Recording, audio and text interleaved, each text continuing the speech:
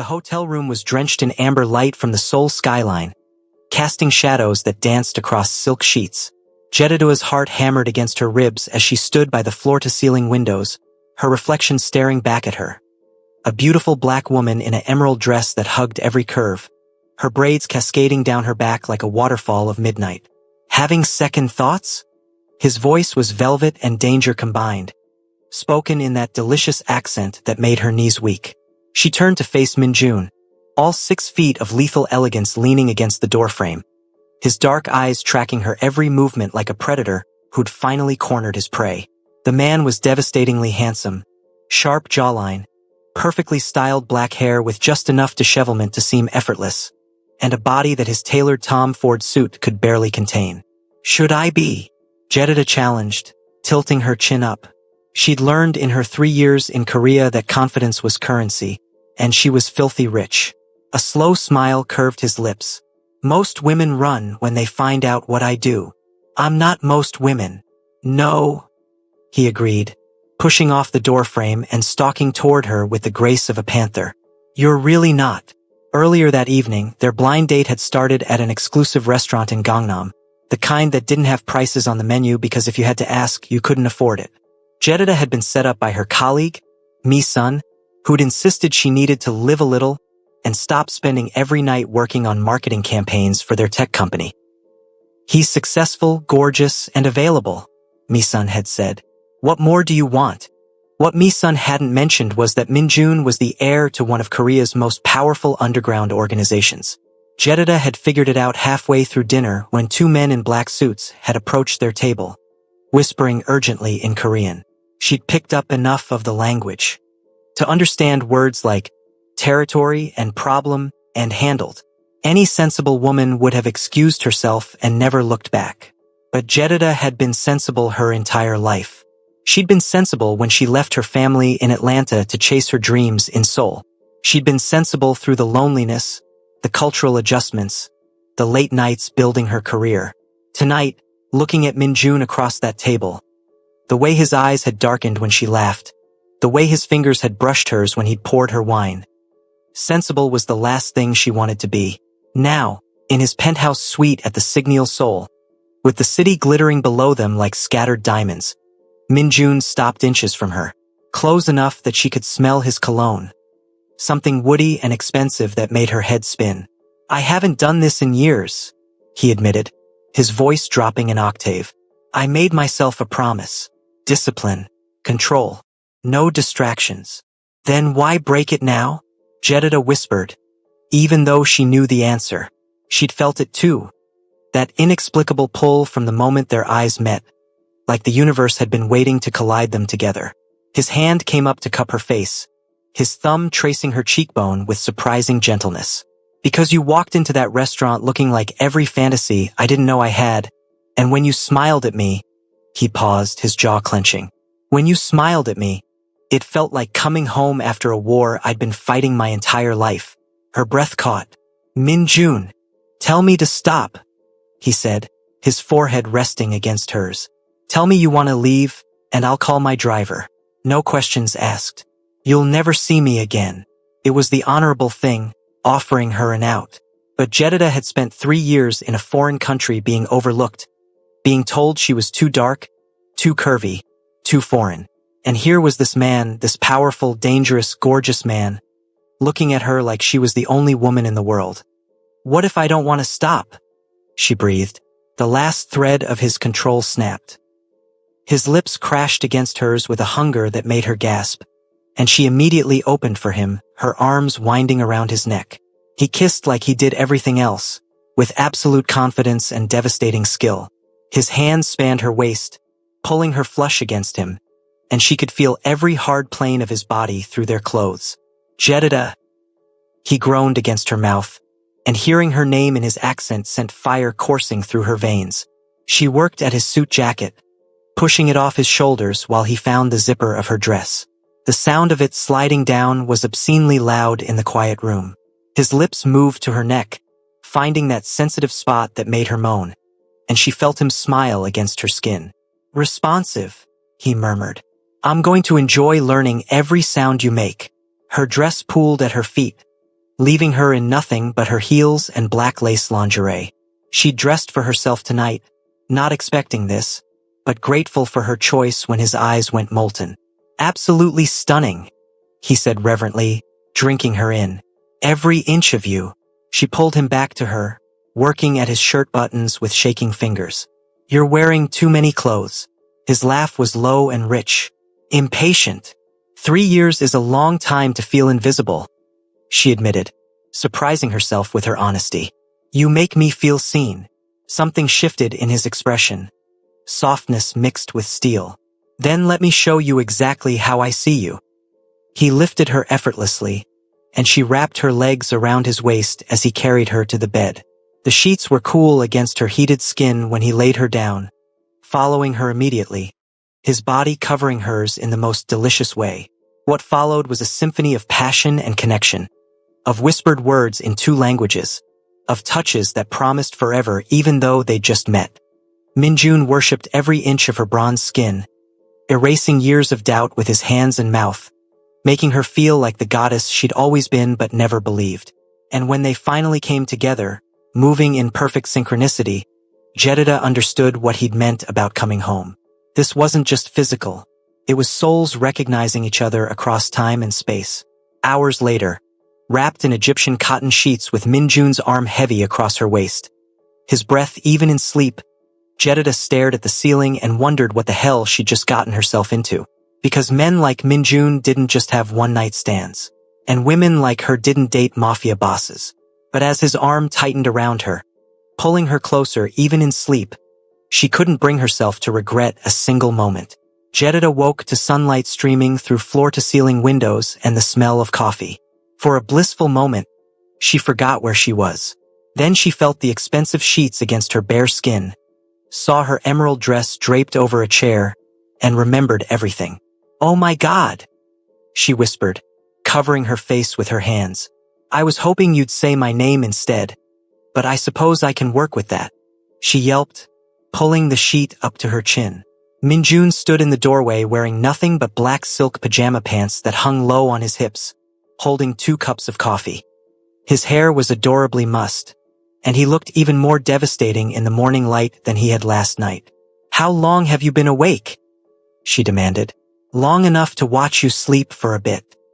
He crossed the room, completely unbothered by his semi-nudity or her mortification.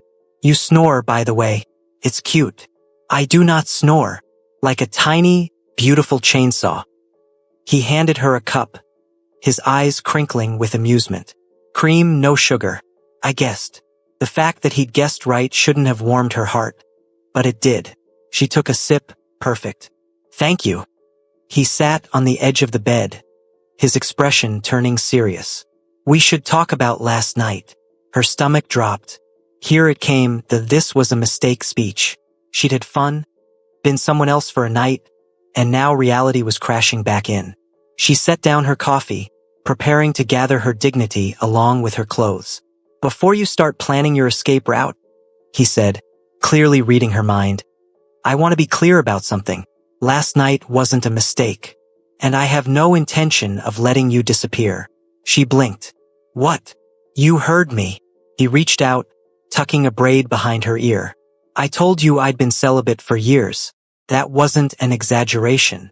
I've spent the last 5 years building my organization, cleaning up my father's messes, trying to make something legitimate out of a criminal empire. I didn't have time for relationships, and I refused to use women for physical release like they were disposable." "That's very noble?" His smile was wry. "Not noble. Practical. My world is dangerous, and anyone connected to me becomes a target. I couldn't justify putting someone at risk for something casual." "Then why break that promise for me?" Jedediah asked, genuinely confused. "We just met." Minjun was quiet for a moment, his fingers tracing absent patterns on her shoulder. "Do you believe in fate?" "I believe in hard work and good marketing strategies." He laughed, the sound rich and genuine. "Of course you do, but humor me. What if I told you that 6 months ago, I was in a car accident? Someone tried to take me out, rival organization, boring politics. I should have died. The car flipped 3 times. Jedediah's breath hitched, her hand involuntarily reaching for his arm. I walked away with barely a scratch, he continued, and while I was trapped in that overturned car, waiting for my men to pull me out, I had this moment of absolute clarity. I thought, I'm 32 years old, I've built an empire, I have more money than I could spend in 3 lifetimes, and I've never actually lived. I've survived, schemed, fought, but I've never just lived. He looked at her then, his dark eyes intense. I made a promise to myself in that car. If I survived, I would stop waiting for the perfect moment, the safe moment, because in my world, that moment doesn't exist. And then you walked into that restaurant last night, and you decided to throw caution to the wind?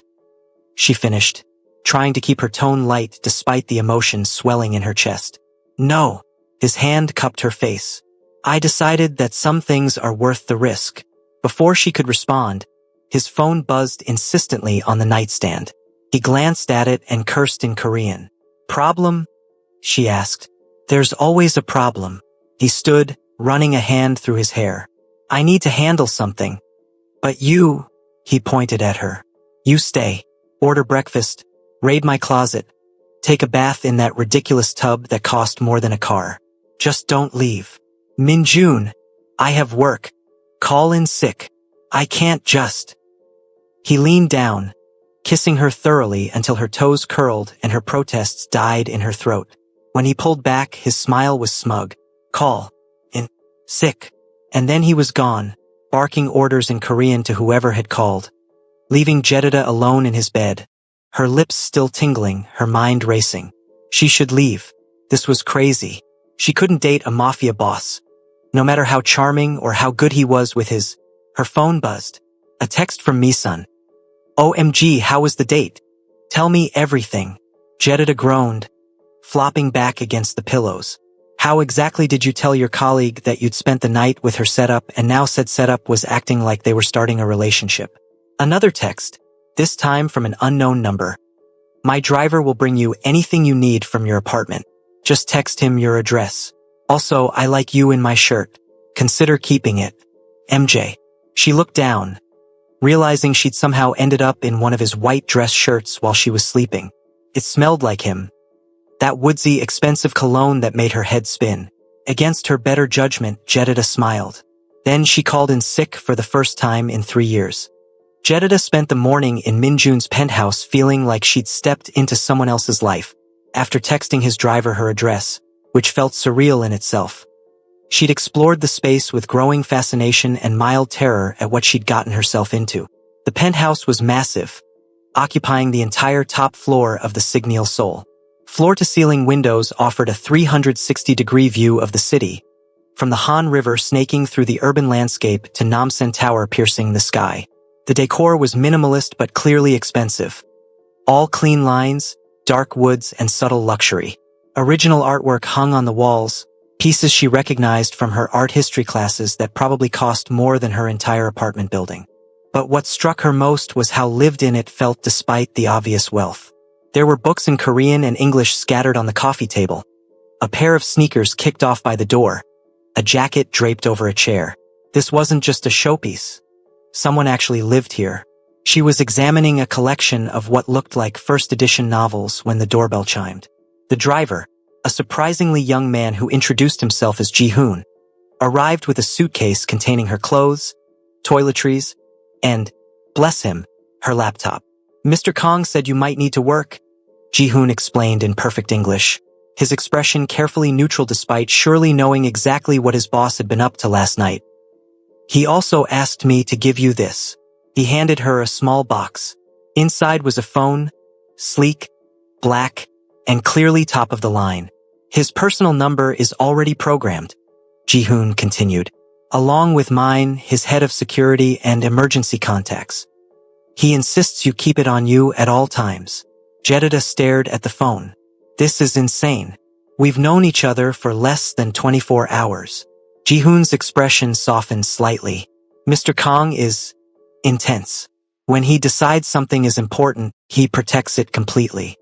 It's not romantic. It's just who he is. That's supposed to make me feel better?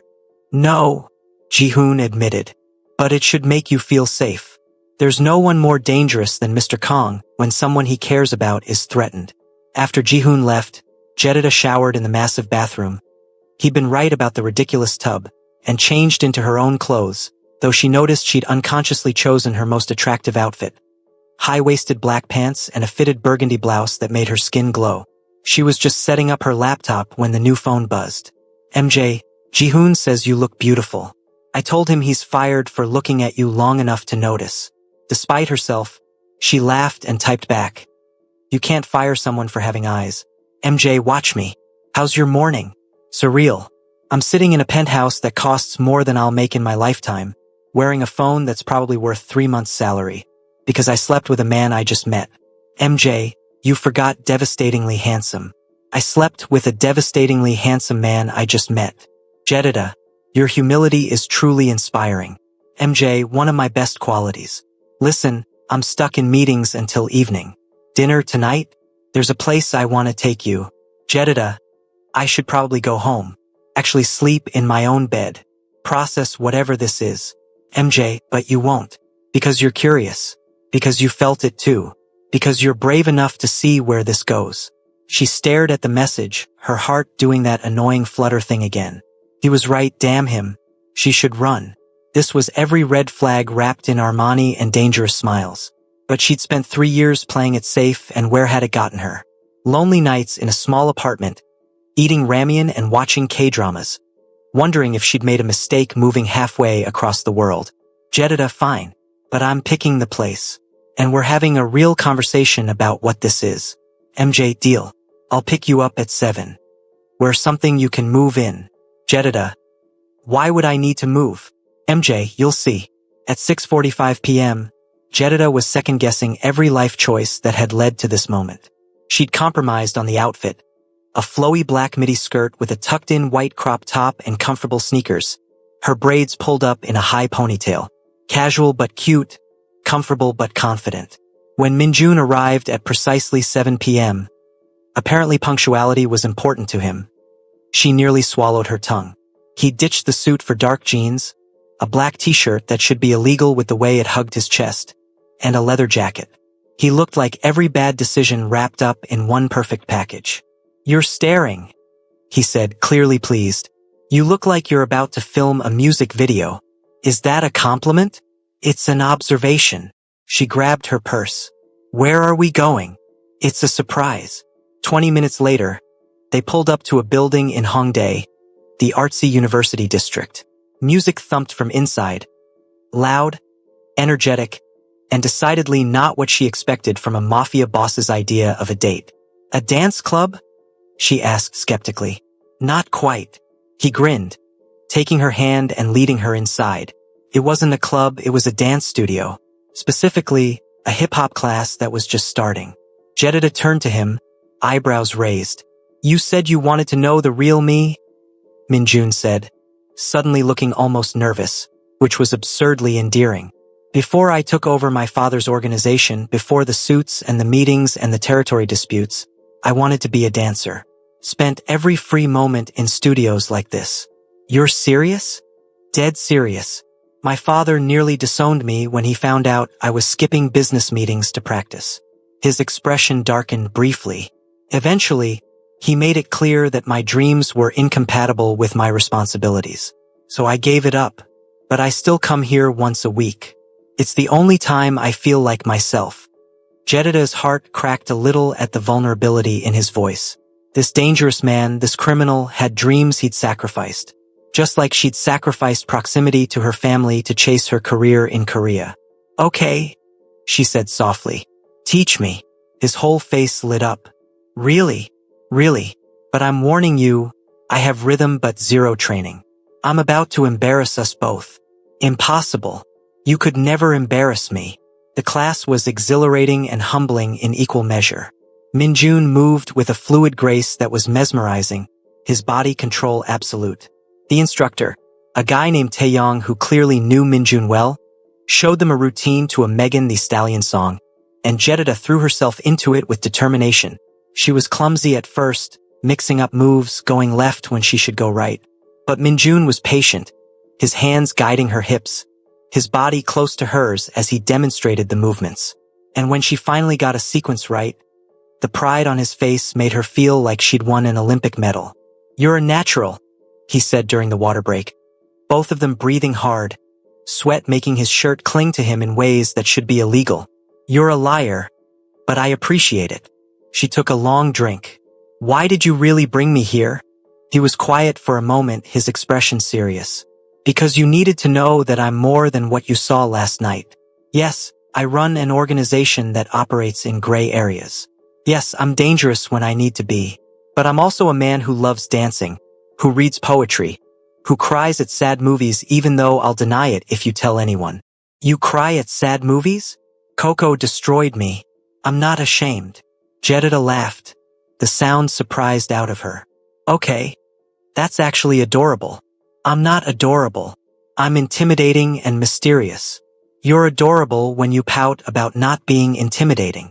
He moved closer, his hand coming up to cup her face, thumb brushing her cheek. "Jedediah, I need you to understand something. My world is complicated and dangerous. If we really do this, there will be risks. People will talk. Some will try to use you against me. My enemies will see you as a weakness." "That's a terrible sales pitch," she whispered, even as she leaned into his touch. "I know, but you deserve honesty. You deserve to know what you're getting into." His eyes searched hers. "But I also need you to know that if you choose me, I will protect you with everything I have. No one will touch you. No one will hurt you. I promise you that." "How can you promise something like that?" "Because I've already decided you're mine to protect." His voice was fierce. "From the moment you walked into that restaurant, you became the most important thing in my world. I know it's crazy. I know it's too fast. But I've spent my whole life calculating risks and rewards. And you, Jedediah Williams, are worth every risk." Her breath caught. "That's a lot of pressure for a second date." "I know. So tell me to back off. Tell me you need time, need space. I'll give you whatever you need. But I won't pretend I don't want this. Want you with everything in me." Jedediah looked at this man. This complicated, dangerous, surprisingly sweet man, and made a decision that would change her life forever. "I don't want you to back off," she said. "I want to see where this goes. But Minjun, I need you to know something too. I'm not some delicate flower that needs constant protection. I came to Korea alone. I built a career in a country where people told me I'd never fit in because of my skin color. I survived 3 years of loneliness and prejudice and homesickness. I'm stronger than I look." Pride flashed in his eyes. "I know you are. That's why I'm not worried about you handling my world. I'm worried about my world handling you. You're going to turn everything upside down, and I can't wait to watch." Smooth talker. "I have many talents." He grinned, then grabbed her hand. "Come on, let's finish this class. Then I'm taking you for street food because that fancy restaurant last night was impressive, but I actually want to talk to you without a sommelier hovering." They finished the class, Jedediah actually getting most of the final routine right, and then wandered through the streets of Hongdae, eating tegbaki from a street vendor, sharing hadiak, laughing at nothing and everything. Minjun told her about growing up with the weight of his father's empire, about his mother who'd left when he was young, about his younger sister who was studying art in Paris, safely away from the family business. Jedediah told him about Atlanta, about her huge family and Sunday dinners, about how she'd always felt like she needed to be twice as good to get half the recognition, about the culture shock of Korea and the small moments of beauty that made her fall in love with the country despite the challenges. And somewhere between the third street food stall and a random noribang where Minjun insisted they sing a duet, he was terrible at singing but enthusiastic. Jedediah realized she was falling for him. Not just the attraction, not just the chemistry, but the real person beneath the dangerous exterior. It was terrifying. It was exhilarating. It was happening whether she was ready or not. Jedediah should have known it couldn't last. 3 weeks of stolen moments, secret dates, and nights wrapped in Minjun's arms. 3 weeks of feeling like she was the protagonist of her own K-drama. It was too perfect, too bubble-like, and bubbles always burst. The bursting happened on a Tuesday morning at work. She was in a meeting, presenting her marketing campaign for their new app launch, when her phone buzzed. Once, twice, 17 times. She ignored it, professional to the core, even as her boss, Director Kim, frowned at the disruption. When the meeting finally ended and she checked her phone, her stomach dropped. 12 missed calls from Minjun, 5 from Ji-hoon, 23 texts, and one that made her blood run cold. MJ, stay at work. Don't leave the building. Ji-hoon is coming to get you. There's been a situation. Before she could respond, Mi-sun rushed over, her phone clutched in her hand, eyes wide. Jedida, you need to see this, she whispered urgently. Glancing around to make sure no one was listening, she pulled up a Korean news site. The headline made Jedida's world tilt. Gang violence erupts in Gangnam. Kang Minjun's organization under attack. There were photos, grainy but clear enough. A warehouse on fire, police everywhere, and a picture of Minjun being led away in handcuffs. His face expressionless, blood on his shirt. Oh my God, Jedida breathed. Is that... Mi-sun's eyes were enormous. Jedida, is that the guy I set you up with? I need to go. You can't.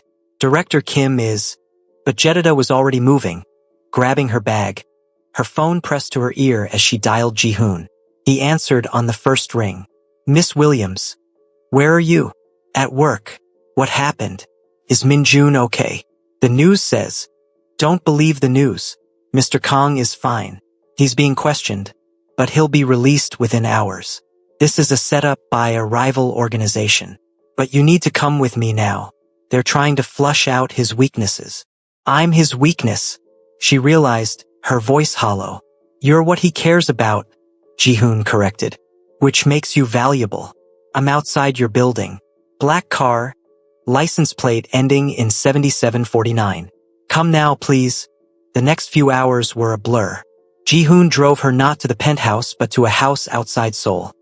A traditional hanok hidden behind high walls and sophisticated security. Inside, she met people she'd only heard mentioned in passing. Minjun's second-in-command, a terrifyingly efficient woman named Eugene. His lawyer, Mr. Choi, who looked like a college professor but apparently had the legal system in his pocket. And his sister, Hannah, who'd flown in from Paris the moment she heard. Hannah was beautiful, delicate features, sharp eyes, and an artist's soul in designer clothes. She sized up Jedida immediately. So you're the woman my brother has lost his mind over, she said in perfect English. I'm Jedida, and I'm sorry we're meeting like this. Don't be sorry, be prepared. Because if you're serious about my brother, this is your life now. Chaos and danger and constantly looking over your shoulder. Hannah, Eugene warned. What? She should know. Hannah turned back to Jedida. My brother hasn't cared about anyone like this since. Well, ever. He's terrifying when he's emotional. And right now, he's worried about you. Which means he's going to burn down half of Seoul to keep you safe. I can take care of myself, Jedida said, lifting her chin. Hannah smiled, sharp and approving. Oh, I like you. Maybe you'll survive him after all. Minjun arrived after sunset, bursting through the door like a storm. His eyes scanned the room until they found her, and the relief on his face was so naked it hurt to witness. You're okay, he said, crossing to her in 3 strides and pulling her into his arms. I'm fine. You're the one who was arrested. A formality. They had nothing. He pulled back, cupping her face, his eyes searching hers. I'm sorry. This is exactly what I wanted to avoid. What happened? He sighed, leading her to sit on the couch, keeping her hand in his. Eugene, Hannah, and the others discreetly left the room. Do you know what I actually do? Minjun asked. What my organization really is? I know it's not exactly legal. We started in protection rackets and gambling, back in my grandfather's time. My father expanded into drugs and human trafficking. His jaw clenched. When I took over 5 years ago, I cleaned house, cut ties with the drug trade, shut down the trafficking operations, fired anyone who wouldn't adapt. Now we focus on what I call gray market operations, gambling, yes, but regulated. Protection that's more like private security. We've even invested in legitimate businesses, tech startups, real estate. You're trying to go legitimate, Jedida realized. I'm trying to build something my future children won't be ashamed of. He looked at her intensely. But that means making enemies. The old guard, the organizations that profited from the drug trade, they see me as a traitor. They've been trying to take me down for years. And today they framed me for a weapons deal I had nothing to do with. Anonymous tip, fake evidence planted at one of our warehouses. It won't stick, Mr. Choi made sure of that, but it sends a message. They're willing to escalate. Jedediah was quiet for a moment, processing. And I'm leverage now. You're a target, he corrected, his voice tight. I should have been more careful. I should have. Stop. She put her hand on his chest. I knew what I was getting into. Did you? His laugh was bitter. Did you really? Because knowing abstractly that I'm dangerous and actually being dragged into my world are very different things. Minjun, look at me. She waited until his eyes met hers. I'm not some naive girl. I knew there would be complications. I just didn't think they'd come this fast. So what do we do? His voice was vulnerable in a way she'd never heard before. Because Jedediah, I can't lose you, but I also can't ask you to live like this. Guards following you everywhere. Always looking over your shoulder, wondering if every stranger is a threat. She thought about Atlanta, about the safe, predictable life she could have had, about the accounting job her mother had wanted her to take, the nice church boy she was supposed to marry, the white picket fence existence that had felt like a cage. Then she looked at Minjun, complicated, dangerous, broken in places but trying so hard to be better. And she realized something important. I didn't come to Korea for safe, she said finally. I came here because I wanted more. More life, more adventure, more everything. And you, Kong Minjun, are definitely more. Hope flickered in his eyes. So you're not running? I'm not running, but I have conditions. Name them. First, you teach me self-defense. If I'm going to be a target, I want to be able to protect myself. Done. Eugene is the best. She'll train you. Second, you don't make decisions about my safety without consulting me. I'm not a child or a possession. We're partners or we're nothing. He nodded slowly. Agreed. What else? Third. She took a breath. You let me in. Completely. No more half-truths or protected information. If we're doing this, I need to know everything. For a long moment, he just looked at her. Then he pulled her into his lap, his arms wrapping around her waist, his forehead resting against hers. You're terrifying, you know that? He murmured. Most people run from my world. You're demanding a front row seat. I'm from Atlanta. We don't run from anything. He laughed, the sound surprised and genuine. Okay, you win. Full transparency. Complete partnership. But Jedediah, you need to understand, once you're fully in, you can't unknow what you learn. You can't unsee what you see. I know. And you're still choosing this? Choosing me? She kissed him softly, a promise sealed with lips and breath and hope. I'm choosing us. Outside, Seoul glittered in the darkness. A city of millions where two unlikely people had found each other. Inside, a mafia boss and a marketing executive held each other. Knowing the road ahead would be dangerous and complicated and probably insane. But they'd walk it together. Hello besties, the story is only getting started. Stay tuned for episode 2. Kindly like, subscribe and share.